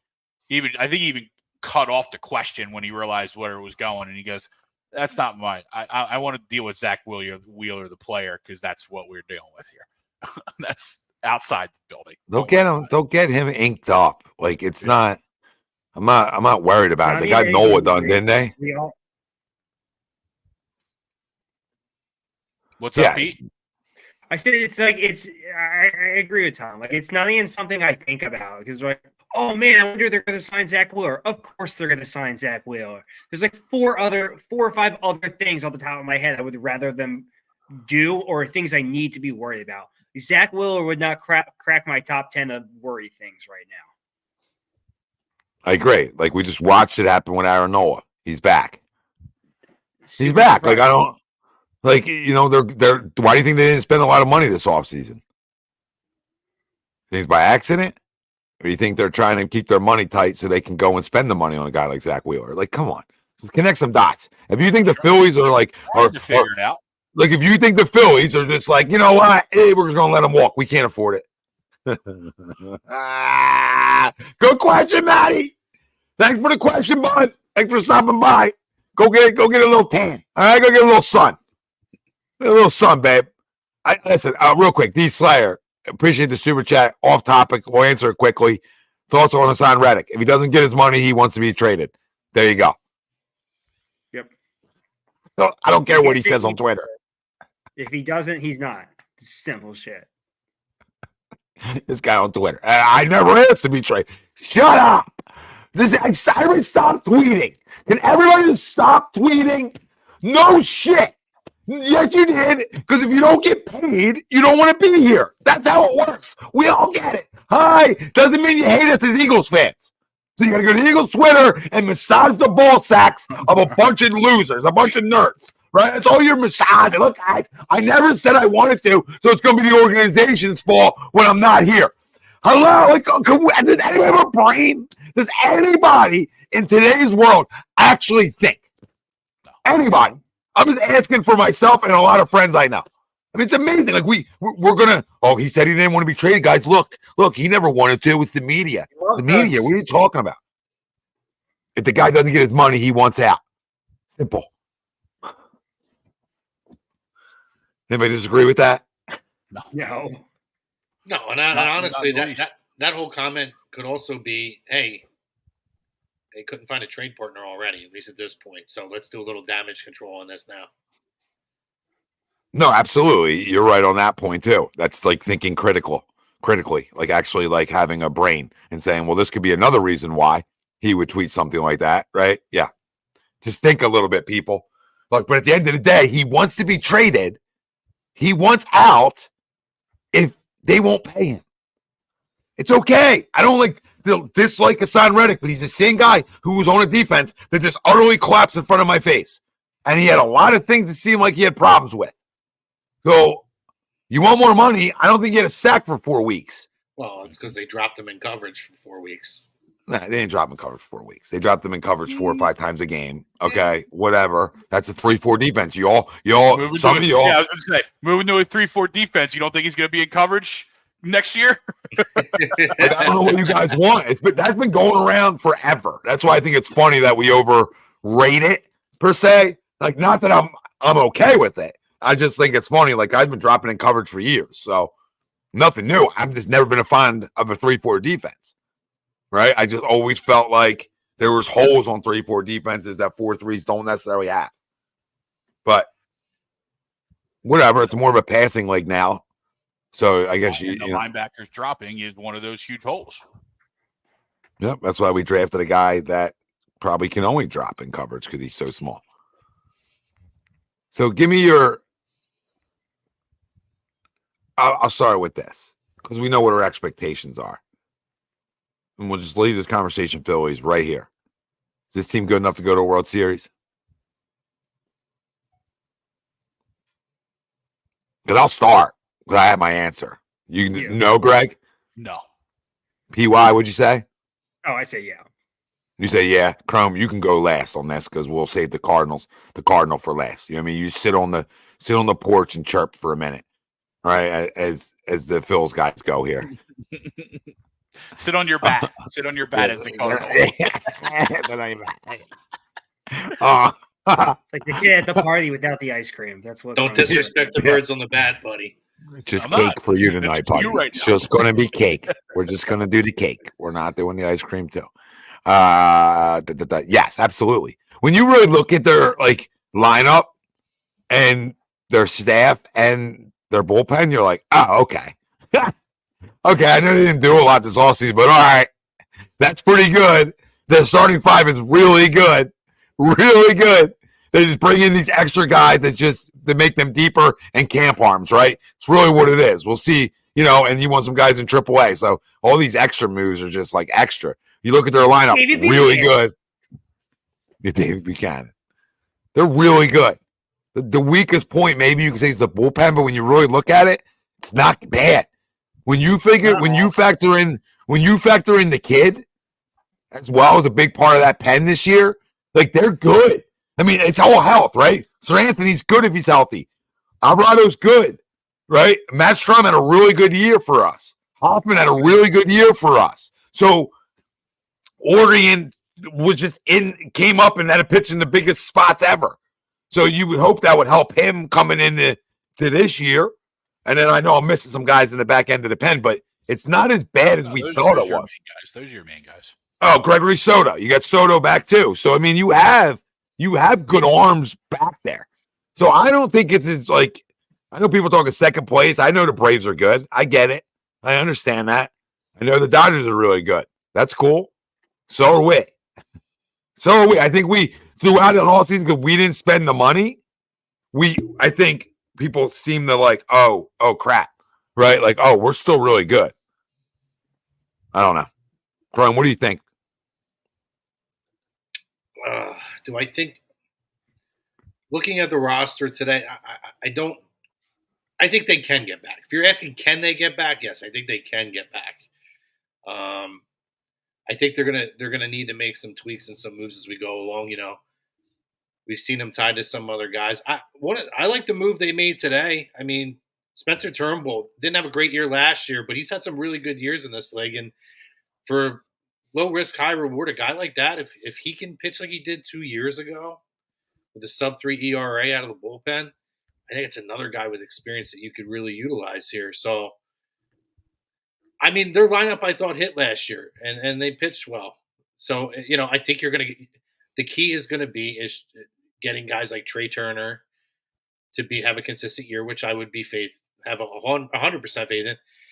And I think a guy like a Nick Castellanos, I think, is going to be really impactful. And Bryce staying healthy. Bryce stays healthy, and Trey has a big year alone. This team is looking tremendous going into the year as far as offensively. Pitching-wise, you brought back Nola and Wheeler. I think will pitch like Wheeler, obviously. You know, did Jordan Montgomery sign yet or no? No. Okay, so I've seen the Phillies tied to him. Man, if they could add a guy like him. Well, that's depending on.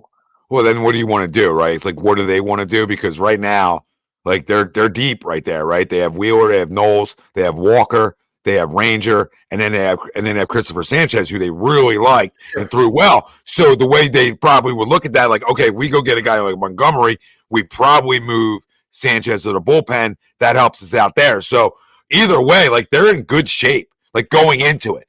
You know, I would like to see what they do through camp. I think Montgomery's a guy who definitely gets picked up somewhere, especially as soon as an injury happens. I'm shocked that he hasn't been picked up yet. It's really surprising. Probably wants too much money, bro. Probably wants way too much money for what? Like you might be like a Kyle Loesch type of a situation. He's not that good.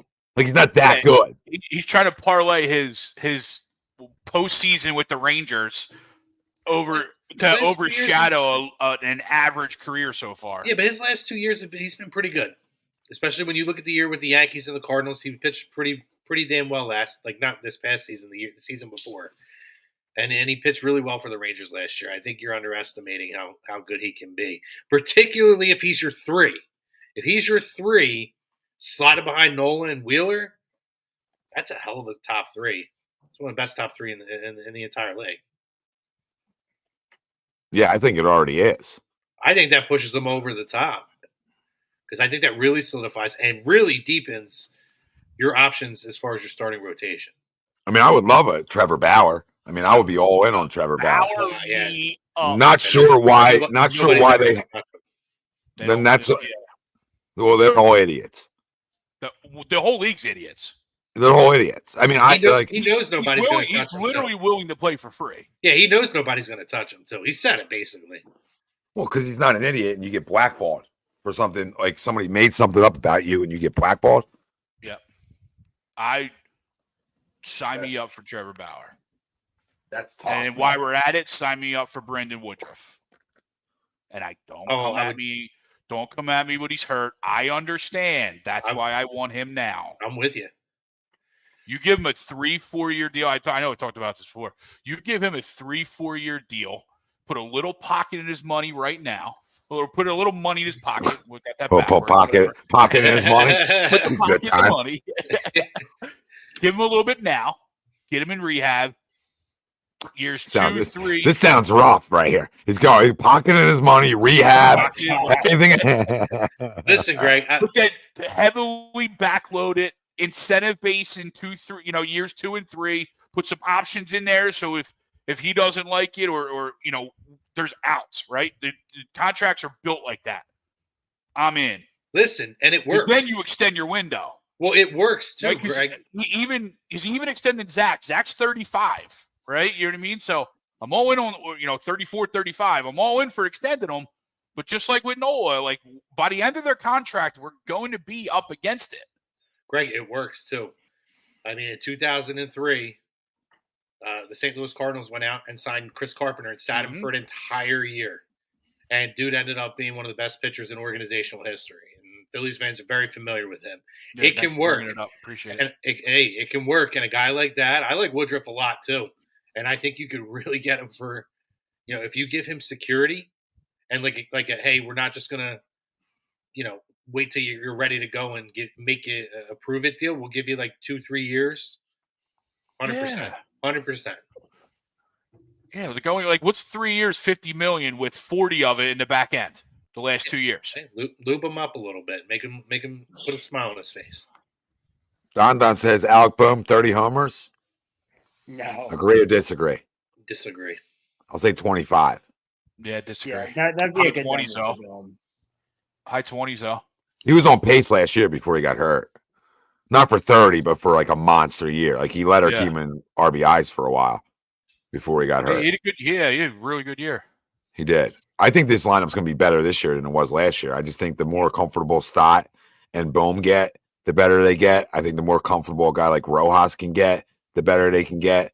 I think, and I also believe in guys like Trey Turner. Another year being here calms you down a little bit. And now that you're calmed down, you're going to have one of your Trey Turner type years who has an opportunity to go have an MVP type season, right? So when you look down, it's Nicky Cass has a chance to be as an MVP, as the capability to put up MVP type numbers is my point, right? Bryce Harper, same thing.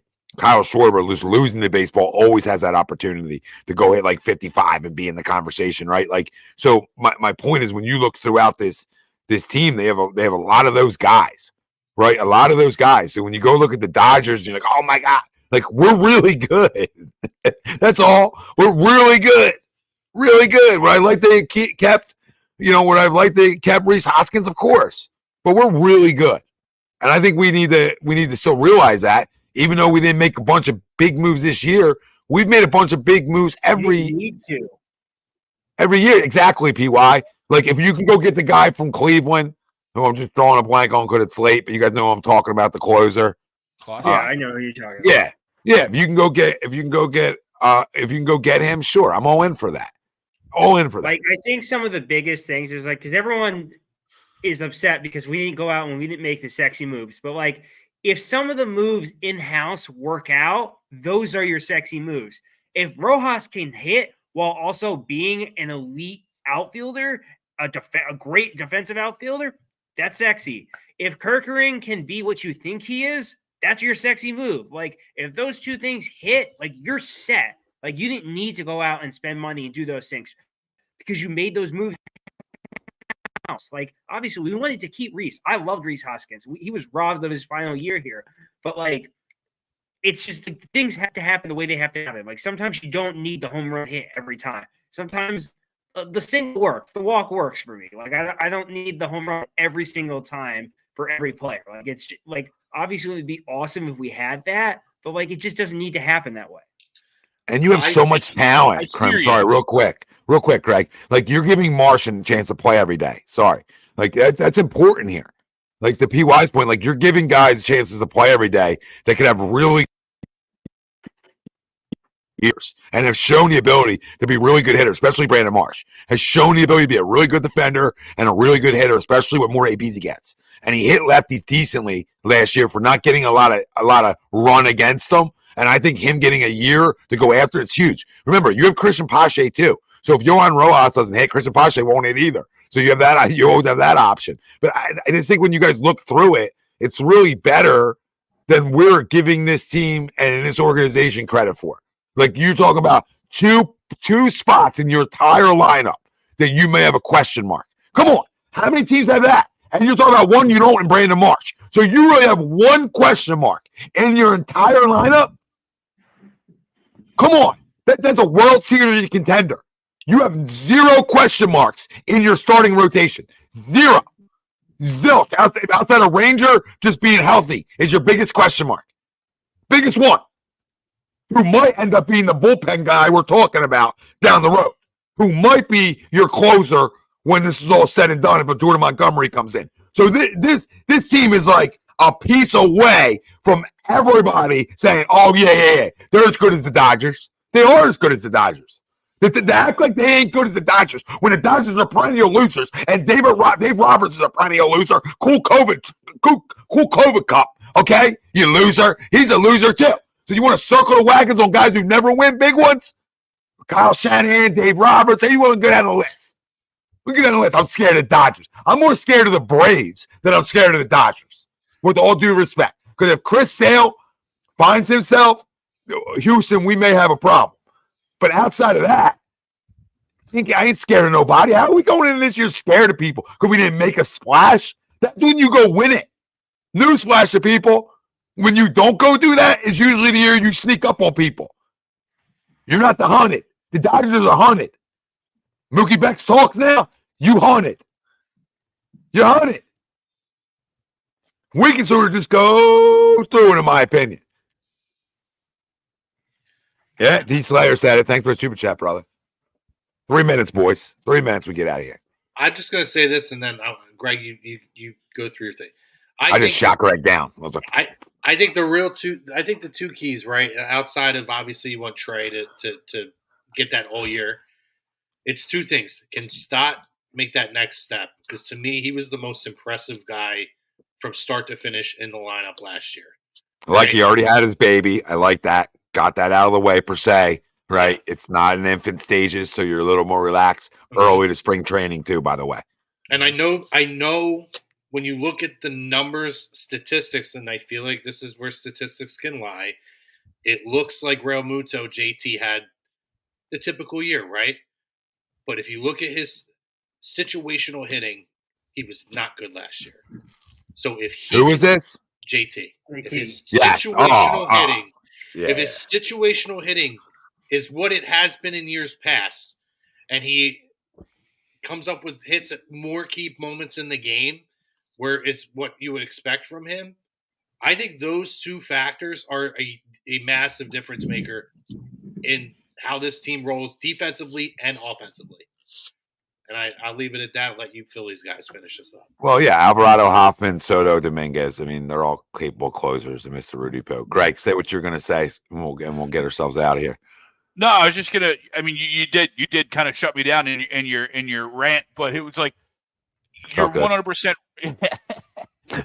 You're absolutely right. Like, you don't always need the splash, but when the 2 teams that are in your, like, one in your division and the other in your conference or league are making moves that are making them, that take them from where we're at with, if these guys stay healthy, if this happens, if they take this jump, right? We right now, while I agree with you, we're there. We have a lot more ifs, where the Braves and Dodgers right now, outside of pure health, right? You know what I mean? Like, everyone's going to have that health factor. But outside of pure health, we're right now 3rd at minimum to the Braves and the Dodgers right now. And I don't know that we're even close. What? Close to what? Because of our bullpen. Our bullpen. Well, and that's the other side. Aaron Nola didn't have a great year last year. I believe that he's going to be better, but I need to see that first before I can believe that before I think that he's going to be what he is. I agree, Greg. Right? Kirkering, like you said, made that big jump. The Dodgers went and got Team Japan. Now we're scared. They got Team Japan. Team Japan won it, and now we're like, oh, they're so much better. Good, and we marginally got good. Right? Again, Kirkering, like you said, thrown into a huge spot. I'm not killing the kid, but how does he bounce back? We don't know. And the guy, I don't really like Montgomery. I'd prefer Bauer, but like more guys that you know can do it solidify it even more. Yeah. I mean, I hear you. I'm not. You're going to sit here. You're going to sit here with a straight damn face when we're trying to get out of here and tell me you want to put the Braves ahead of anybody. You better check your damn pulse right now. You're going to put the Braves ahead of anybody. Daddy, okay? I'm not Come worried about Atlanta. We own them. That's cool. You cannot be afraid, but they're real. You're going to make me go 2 hours. I don't want to do this tonight, Craig. We were sorry late. You're doing it. You're doing it. You're doing it. You're going to put a team above us that we own? Like, are you out of your mind? Like, are you out of your mind? Wins, over, under. Over. Chrome? For what's that? For who? 90.5. Oh, I'll say over. It might just be over, but over. Greg, just look at you. Look at you. You're so. What are you? Are you over or under? I'm going to go under. Of course you are. You're out. You're out. You're out. You know what? Attaboy Harper below me too. You know what? To you two. You know what? He better have a healthy year because he gets the pass all the time. So you want to get over 90? It starts with him, and I love him. I love him. Right? Love the guy, but he knows it. So, and a lot of it's not his fault. Like most of his injuries are getting punked in the forehead. You know what I mean? Like, okay, bro, what are you going to do there? It's like, that's not your fault. Right? So, but listen, I know he's a gamer. He wants to win. And those guys set the tone. Remember that. Those guys set the tone. It's been A2D Wednesday nights. We were brought to you by Baggio's Bread, located in Mount Laurel, New Jersey. Go check them out. And on your way out, hit the like, subscribe, follow. We love you all. We'll see you next Wednesday.